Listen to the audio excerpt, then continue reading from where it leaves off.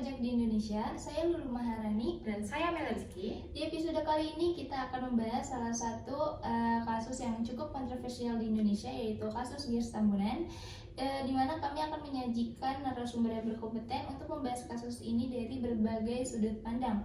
Jadi mari kita mulai. Pertama-tama, kita tanya dulu nih ke narasumber kita, siapa sih Giyos Tambunan itu? Terus juga siapa pihak-pihak terkait lainnya seperti pejabat pajak, auditor, dan pelaku bisnis yang terlibat dalam kasus ini? Baik, saya izin jawab. Giyos Tambunan adalah seorang mantan pegawai Direktorat Jenderal Pajak di Indonesia. Ia dikenal karena terlibat dalam kasus pelanggaran pajak yang meresahkan publik.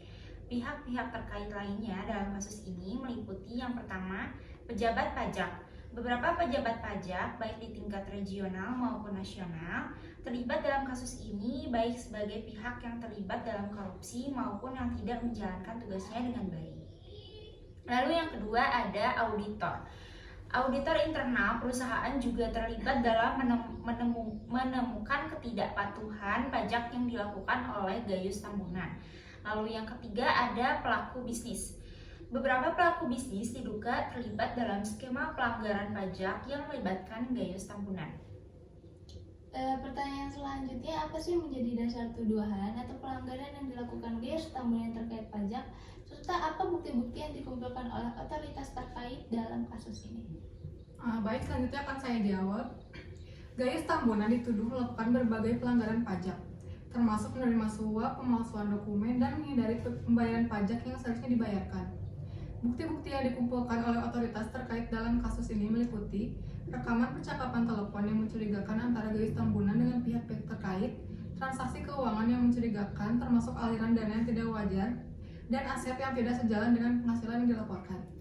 Baik, selanjutnya saya mau nanya nih, kapan kasus ini pertama kali terungkap dan menjadi perhatian publik?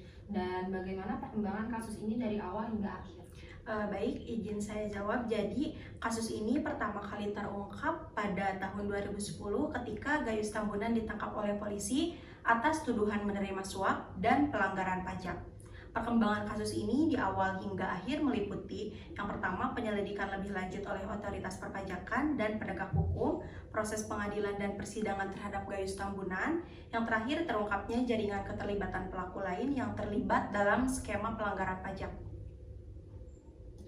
Selanjutnya, di mana sih aktivitas ilegal terkait pajak yang dilakukan oleh Giyos Tambunan, serta di mana proses hukum berlangsung seperti pengadilan atau investigasi?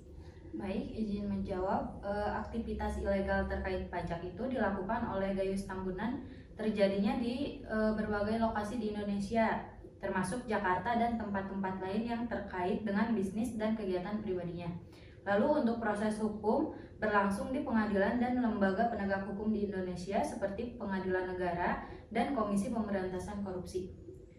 Baik, selanjutnya mengapa kasus ini menarik perhatian publik dan media, dan mengapa pelanggaran pajak dalam kasus ini dianggap serius dan memiliki dampak yang signifikan? Nah, kasus ini menarik perhatian publik dan media karena melibatkan seorang pegawai pajak yang seharusnya bertanggung jawab atas penegakan hukum dan kepatuhan perpajakan. Pelanggaran pajak dalam kasus ini dianggap serius dan memiliki dampak yang signifikan karena merugikan negara dan masyarakat serta merusak kepercayaan terhadap sistem perpajakan. Sekian dari saya. Selanjutnya, gimana sih pelanggaran pajak yang dilakukan oleh Giyos Tambunan, serta bagaimana proses penegakan hukum yang dilakukan dalam menangani kasus ini? Baik, akan saya jawab. Jadi pelanggaran pajak yang dilakukan oleh Giyos Tambunan yaitu Giyos Tambunan melakukan pelanggaran pajak dengan cara menghindari pembayaran pajak yang seharusnya dibayarkan. Dia menggunakan berbagai skema ilegal termasuk menyembunyikan pendapatan dan aset dari otoritas pajak. Giyos Tambunan juga terlibat dalam pemalsuan dokumen dan bukti transaksi untuk mengelabui otoritas pajak. Proses penegakan hukum dalam menangani kasus ini yaitu setelah adanya bukti yang cukup, otoritas perpajakan dan penegak hukum melakukan penyelidikan terhadap pelanggaran pajak yang dilakukan oleh Giyos Tambunan. Proses penyelidikan melibatkan pemeriksaan dokumen, pengumpulan bukti, dan pemeriksaan saksi-saksi terkait. Setelah penyelidikan selesai, jaksa penuntut mengajukan dakwaan terhadap Giyos Tambunan berdasarkan bukti-bukti yang ditemukan. Kemudian kasus ini disidangkan di pengadilan negeri di mana proses persidangan berlangsung dengan mempertimbangkan bukti-bukti yang diajukan oleh jaksa penuntut dan pembelaan yang diajukan oleh tim pengacara Gayus Tambunan. Setelah melalui proses persidangan, majelis hukum memberikan putusan akhir berdasarkan hukum yang berlaku yang bisa berupa vonis bersalah atau bebas. Berikut mari kita simak cuplikan dari kasus Gayus Tambunan berikut. Heboh kepemilikan harta dengan jumlah fantastis pegawai Kementerian Keuangan terutama Ditjen Pajak dan Bea Cukai bukanlah hal baru. Sebelumnya ada nama Gayus Tambunan yang memiliki harta mencapai 100 miliar rupiah. Meski Gayus telah dijatuhi vonis 29 tahun penjara, namun Gayus telah menerima pengurangan masa tahanan sebanyak 3 tahun.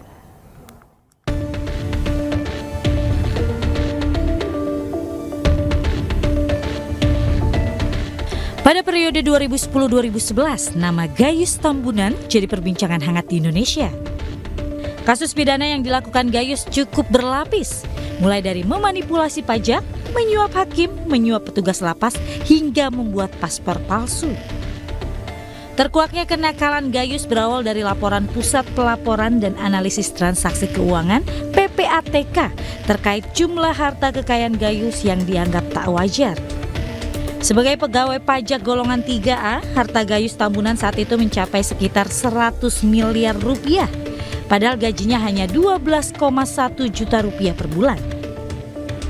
Atas temuan PPATK itu, Bareskrim Polri melakukan penyidikan terhadap Gayus pada Oktober 2009.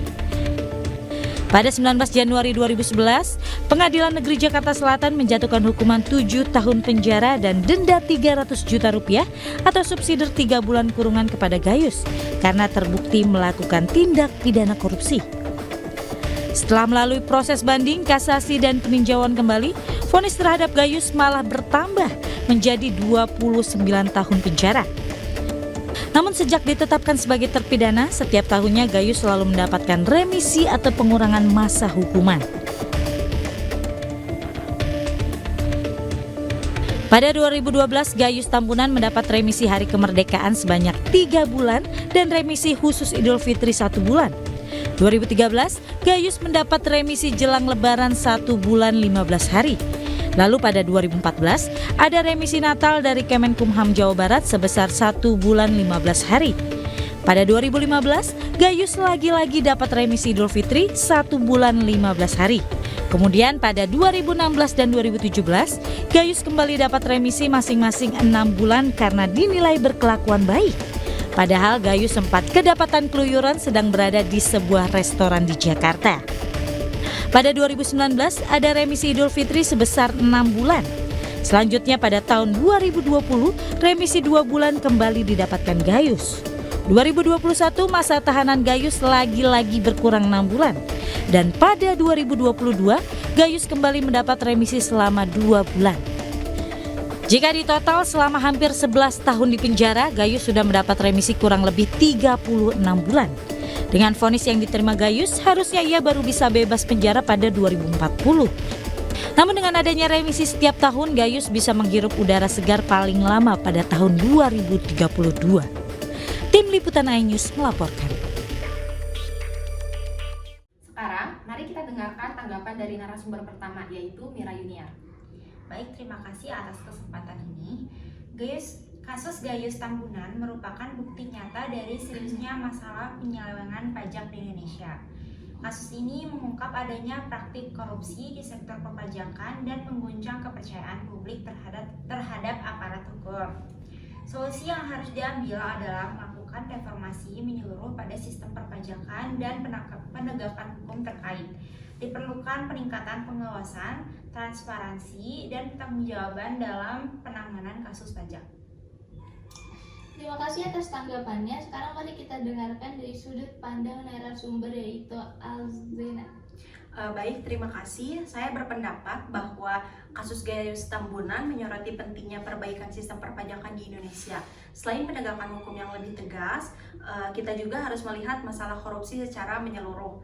Pajak adalah sumber pendapatan negara yang vital dan jika penyelewengan terus terjadi, itu akan merugikan pembangunan negara. Solusi jangka panjangnya adalah memperkuat integritas aparat pajak, meningkatkan pemahaman masyarakat tentang pentingnya pembayaran pajak, dan memperbaiki kerjasama antara pemerintah dan sektor swasta untuk mengatasi masalah ini. Terima kasih atas pandangannya. Sekarang kita akan mendengarkan tanggapan narasumber ketiga, yaitu Nadia. Baik, terima kasih. Kasus Gayus Tambunan adalah cerminan kegagalan sistem perpajakan kita. Ini tidak hanya tentang satu individu, tetapi tentang kelemahan sistem yang memungkinkan praktik korupsi terjadi. Solusinya adalah meningkatkan transparansi, menghindari intervensi politik dalam penegakan hukum, dan mendorong partisipasi aktif masyarakat dalam mengawasi pemerintah dan aparat pajak. Kami juga perlu melibatkan lembaga independen yang memiliki kewenangan untuk menyelidiki kasus-kasus penyelewengan pajak. Harus ada kebijakan yang tegas dalam memberikan sanksi kepada pelaku korupsi, termasuk konfiskasi harta benda yang diperoleh secara tidak sah. Terima kasih kepada Nandia. Selanjutnya untuk tanggapannya keempat, yaitu Nanda. Baik, menurut saya dalam kasus Gayus Tambunan terjadi pelanggaran serius terhadap etika dan profesionalisme dalam bidang perpajakan. Solusi yang perlu diambil adalah melakukan perbaikan dalam penilaian, risiko atau audit pajak, serta memperkuat sistem pengawasan internal di Direktorat Jenderal Pajak. Keterbukaan dalam proses pemeriksaan dan penyelesaian kasus pajak juga harus ditingkatkan. Lebih penting lagi, perlunya meningkatkan kualitas dan kapasitas pegawai pajak melalui pelatihan dan pendidikan yang memadai. Sekian dari saya. Tanggapan saya mengenai kasus Gayus Tambunan menunjukkan pentingnya peran lembaga anti korupsi dalam memerangi praktik korupsi di sektor perpajakan. Solusi yang perlu diambil dalam memperkuat independensi lembaga anti korupsi, memperluas wewenang penyelidik, dan memperketat pengawasan terhadap aparat pajak, peningkatan kerjasama antara lembaga anti korupsi, kepolisian, dan jaksa penuntut umum juga penting untuk menjamin penegakan hukum yang efektif. Terima kasih kepada semua narasumber yang telah memberikan pandangan dan solusi yang berharga terkait kasus Gayus Tambunan. Dalam podcast ini kita telah membahas permasalahan yang muncul dari kasus tersebut, serta solusi-solusi yang dapat diambil untuk mencegah dan mengatasi penyelewengan pajak di Indonesia. Semoga ini menjadi pemahaman yang lebih baik bagi kita semua tentang pentingnya menjaga integritas dan transparansi dengan sistem perpajakan. Terima kasih telah mendengarkan podcast Kasus Pajak di Indonesia. Saya Lulu Maharani. Dan saya Mela Rizky. Sampai jumpa pada episode berikutnya. Teruslah berpartisipasi aktif dalam pembangunan negara dengan mematuhi kewajiban pajak Anda. Sampai jumpa.